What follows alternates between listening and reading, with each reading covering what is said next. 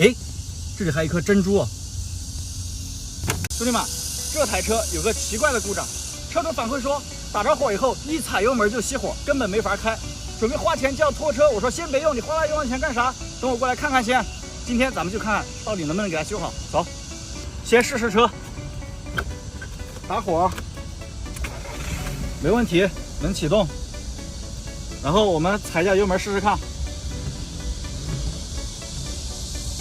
你看，熄火了，再试一把，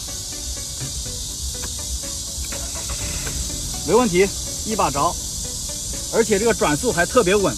再踩一下油门试试看。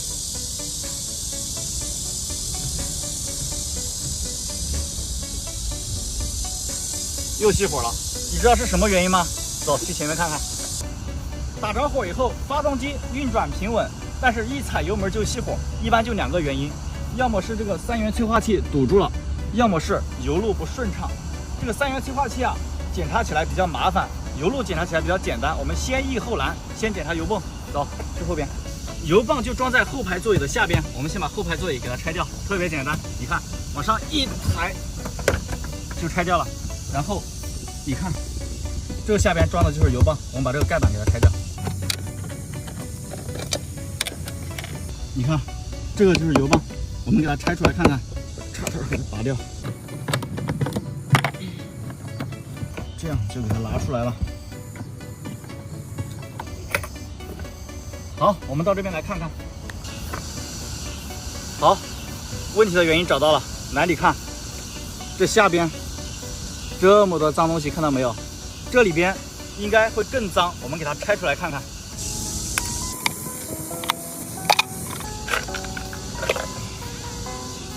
哇，你看，这里边全是脏东西，哎呀，把这个进油口都给糊死了，看到没有？那找到问题原因之后，解决起来不就简单了吗？把这个滤网给它拆出来。我的天啊，你看，我们用这个清洗剂给它洗一下。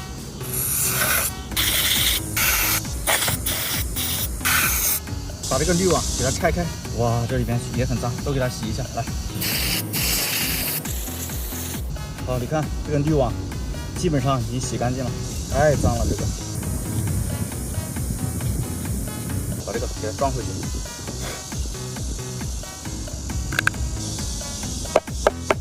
这里边都给它洗一洗。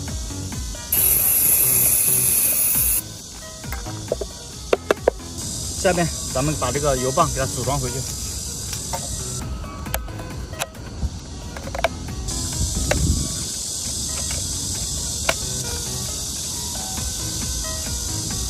好，这个油泵就已经组装好了。下边咱们装车看看效果。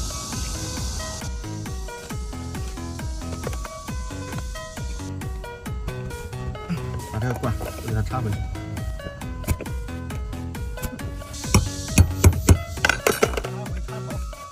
然后我们就可以上车打火试试看能不能打得着。一会儿如果打着，老铁们帮我点个小心心支持一下。接下来就是见证时刻的奇迹。我现在踩刹车，挂 P 档，准备打开钥匙门，建立油压，然后打火，3、2、1，打！哇，一把着！